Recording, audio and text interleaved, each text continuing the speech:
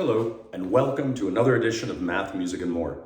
Now today, we're not going to be talking about secondary dominants and their prolific use in David Bowie songs like we did in my last video. Today, we're going to go back to math, and again to Laplace transforms. And what are we going to talk about today? Again, something I was just noodling about with. I went to an event. There was something very important at the event, but that was just for a little snippet of the event. The rest of it I knew was going to drive me crazy. So thankfully, I took paper and pen with me, and I just started monkeying around with things. And one of the things that I thought of was that in one of the videos that I did with all of you for Laplace transforms, I proved to you what the Laplace transform of the single function f of t equals 1 is. So let me just do a very quick summary first. We talked about the fact that a Laplace transform of any kind of function f of t is just equal to the integral from 0 to infinity of f of t e to the minus st dt.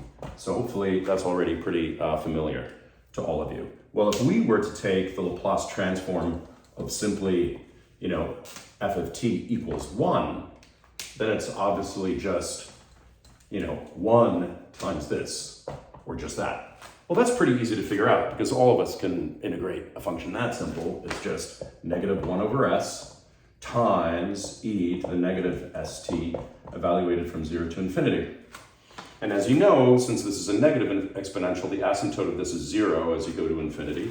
So it's going to be negative 1 over s, the first term is 0, and then you subtract 1, and therefore the Laplace transform of the function simply f of t equals 1 is a constant, is 1 over s.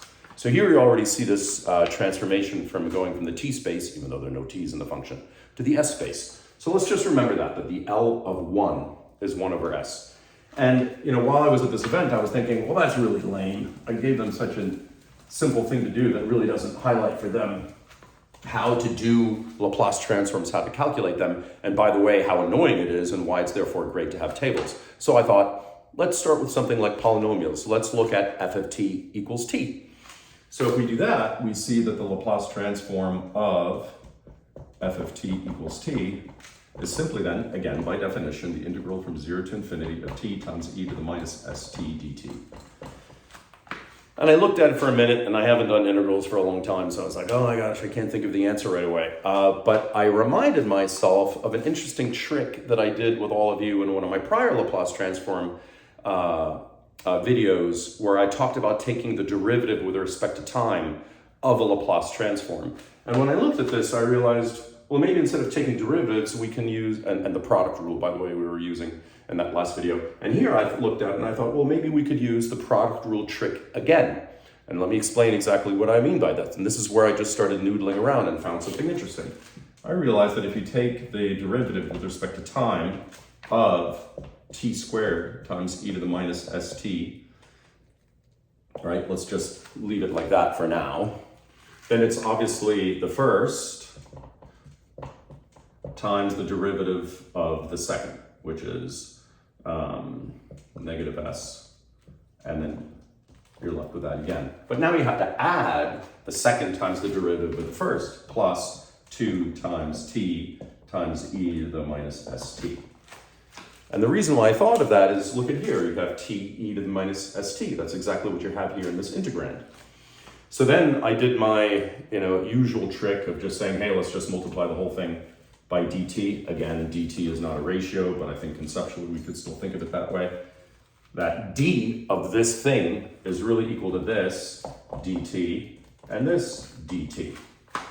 And now, what if we were to just simply integrate everything from 0 to infinity? Here you have 0 to infinity, here you have 0 to infinity, and then here I can pull out the 2 because that's just a constant, and you have 0 to infinity. So let's look at all of these things for a moment. Anytime you have d of anything integrated, it's just the anything. I think I mentioned this in one of my last videos too. The integral of dx is just x, the integral of dy is just y, the integral of dz is just z.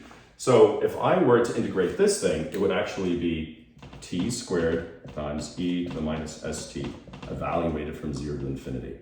That's pretty straightforward.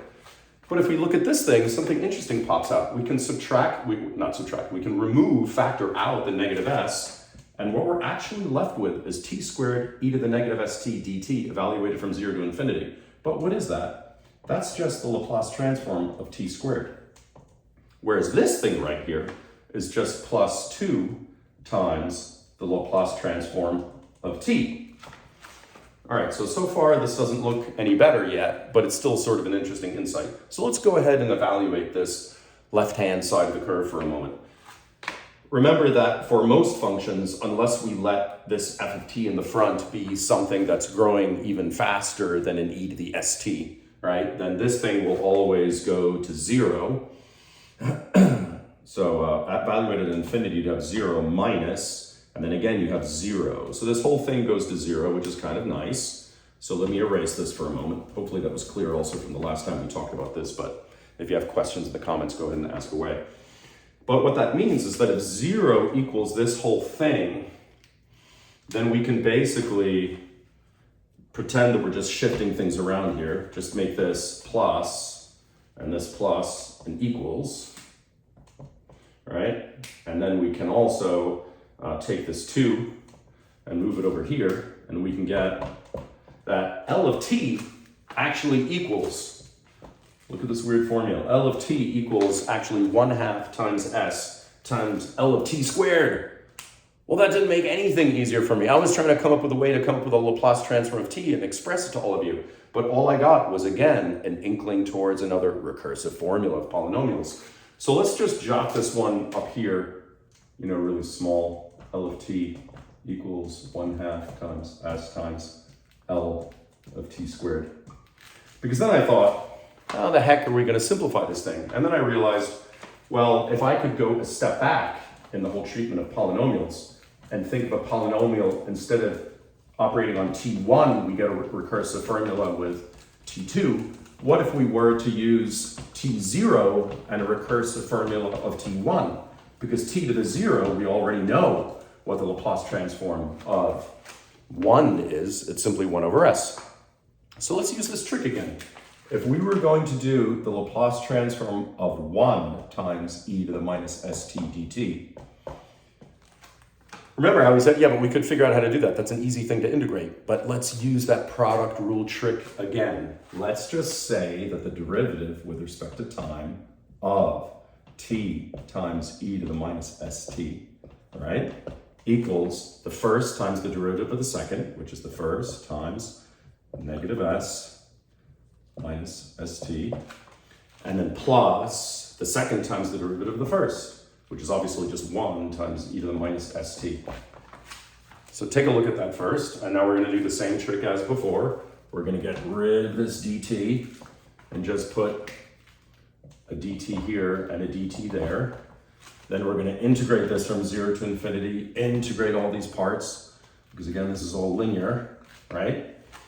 And what do we get? Well, here, once again, remember the trick before? Anytime we integrate d of something, it's just something.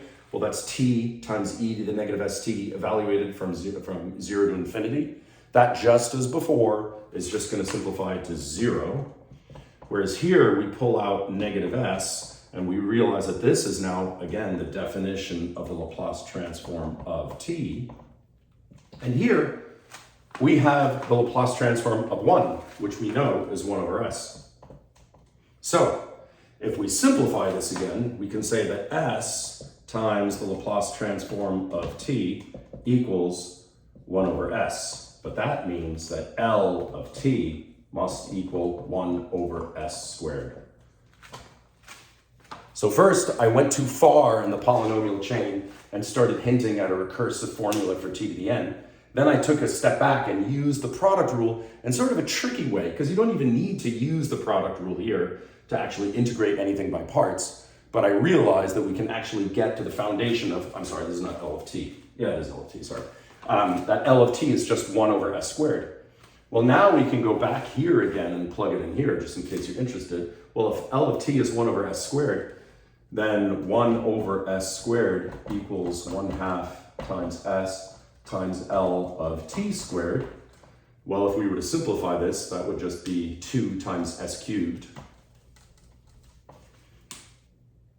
2 over s cubed equals L of t squared. Sorry that my handwriting is so sloppy. But you may be seeing a bit of a thing emerging. And if you're interested, I challenge you all to just do the next step. Use again, differentiate with the product rule and differentiation or integration by parts to plug in t squared here, and you'll get an expression of t cubed.